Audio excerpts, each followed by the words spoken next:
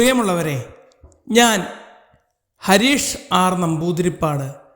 നാട്ടിലെ ജനാധിപത്യം പോലെ കാട്ടിലും മൃഗാധിപത്യ രീതിയിൽ തെരഞ്ഞെടുപ്പ് നടന്നാലോ?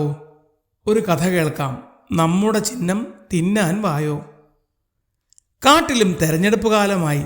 മരഞ്ചേഷ് കുരങ്ങനാണ് പ്രധാന സ്ഥാനാർത്ഥി. തിരഞ്ഞെടുപ്പ് ചിഹ്നം മാമ്പഴമാണ്. കാട്ടിൻ്റെ മുക്കിലും മൂലയിലുമുള്ള എല്ലാ വോട്ടർമാർക്കും തിരഞ്ഞെടുപ്പ് ചിഹ്നം നേരിട്ടെത്തിക്കണം. അയൽക്കാടുകളിലും ഉൾക്കാട്ടിലും പോയി മാമ്പഴം കുലകുലയായി മരഞ്ചേഷ് സംഭരിച്ചു. തിരഞ്ഞെടുപ്പിന് 3 ദിവസം മുമ്പ് എല്ലായിടത്തും എത്തിക്കാൻ മൂത്ത മകൻ റിങ്കു തയ്യാറായി. കൂട്ടിന് ഇളയവൻ ടിങ്കു, മകൾ പിങ്കു, കൂട്ടുകാരായ ചന്തുമുയൽ, ചിക്കു അണ്ണാൻ എന്നിവരും കൂടി.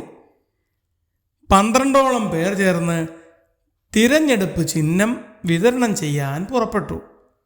3000ഓളം പേർക്ക് കൊടുക്കാനുള്ള മാമ്പഴങ്ങളുണ്ട്. ഏകദേശം 3 ദിവസം കൊണ്ട് തീർക്കണം. അതിരാവിലെ തന്നെ പടകൂട്ടി ചിഹ്നങ്ങളുമായി കയറ്റം തുടങ്ങി.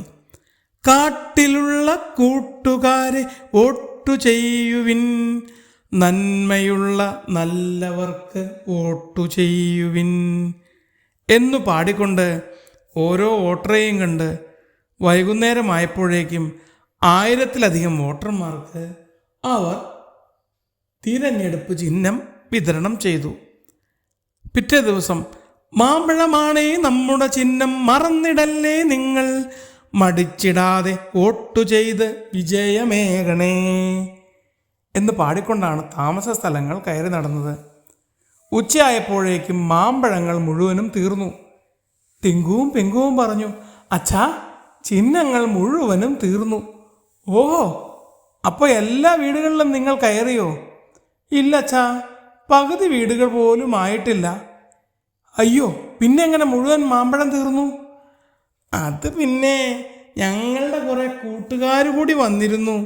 എല്ലാവരും കൂടി ചേർന്നാണ് ചിഹ്നം വിതരണം ചെയ്യാൻ പോയത്. 25-ലധികം പേരുണ്ടായിരുന്നു. വഴിക്ക് കാണുന്ന ചില കൂട്ടുകാരും കൂടി ഇടയ്ക്ക് കൂടാറുണ്ട്. അതിനെന്താ പ്രശ്നം? നല്ലതല്ലേ? അതല്ല, ഓരോ വീട്ടിലും ചിഹ്നങ്ങൾ കൊടുത്തു കഴിയുമ്പോൾ ഓരോന്ന് വീതം ഞങ്ങളും രുചി നോക്കും. അങ്ങനെ പകുതിയും സ്ക്വാഡ് പ്രവർത്തനത്തിനിടെ തീർന്നുപോയി. ബാക്കി പകുതിയെ വീടുകളിലെത്തിയുള്ളൂ. കൊള്ളാം, നല്ല സഹായമാണ് നിങ്ങൾ ചെയ്തത്. ശരിക്കും ഇത് തന്നെയാണ് പലയിടത്തും നടക്കുന്നത്. അർഹതപ്പെട്ട കൈകളിലെത്തും മുമ്പ് പകുതിയും മറ്റു വഴിക്ക് ചോർന്നു പോകുന്നു. ഇനി ചിഹ്നത്തിന് ഞാൻ എവിടെ പോകും? മരഞ്ചേഷ് തലയിൽ കൈവച്ചു.